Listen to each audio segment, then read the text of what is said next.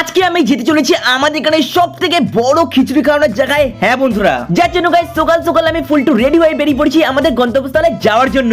যার জন্য সমস্ত সাঙ্গপাঙ্গকে নিয়ে পাহাড়ি এলাকা দিয়ে চলে এলাম সেই জায়গায় যেখানে আমি জীবনে প্রথমবার বাস খেয়েছিলাম। অ্যাকচুয়ালি গাইস বাসটা বড় কথা নয়, বড় কথা হলো এটাই হলো আমাদের সেই হাই স্কুল যেখান থেকে আমাদের পথ চলা শুরু হয়েছিল। আর গাইস ছোটবেলার স্কুলের নাম হলো বেলারি বিবেকানন্দ বিদ্যা মন্দির, যেখানে আমরা ছোটবেলায় পড়াশোনা করতাম। আর ভাই এর ঠিক সামনে রয়েছে একটি আশ্রম যেখানে আজকে রামকৃষ্ণের জন্মদিন উপলক্ষে খাওয়ানো হচ্ছে খিচুড়ি। আর ভাই তোমরা খালি এখানের বড় বড় খাবারের জায়গা সহ এই বড় বড় কোড়ার গুলোর দিকে দেখো, মানে ভাই সাহেব কত বড় খালি দেখো। আর আজকের এই স্পেশাল দিনের আইটেম হলো খিচুড়ি, আলুর দম, বোঁদে, পায়েস এন্ড তার সাথে রয়েছে চাটনি। যেখানে খাওয়া দাওয়া করার পর আমি এখন প্রবেশ করেছি আমাদের সেই আশ্রমের ভেতরে। আর আশ্রমের ভেতরে রয়েছে খুব সুন্দর জায়গা, যেখানে তোমরা প্রবেশ করলে দেখতে পাবে যেখানে রয়েছে বনের রাজা, কিন্তু তার পেছনে রয়েছে যে ব্যাং ভাজা। কিন্তু তোমরা যদি এই ব্যাং ভাজাকে একটু হালকা করে সাইডে রেখে যদি তোমরা এই ভিউটার দিকে একটু তাকাও, মানে পুরো ওয়াও। বাই দ্য ওয়ে এখানে ঘোরার পর আমরা চলে গেলাম ঠিক আশ্রমের পেছন দিকে যেখানে আমাদের হচ্ছিল অনুষ্ঠান। যাই হোক গাইস ওখান থেকে হালকা পাতলা অনুষ্ঠান থেকে আমরা চলে এলাম সোজা নদীর পাড়ে, যেখানে আসতেই তোমরা দেখতে পেলে যে আমাদের বান্ধবী আমাদের থেকে উড়ে পালিয়ে গেছে লজ্জাতে। যাই হোক গাইস তারপরে বন্ধু বান্ধবীকে হাই হাই টাটা করে তারপরে আমরা যখন নদীর পাড়ে গিয়ে বসলাম তখনই দেখতে পেলাম যে ভাই সাব নদীর উপরে সমুদ্র,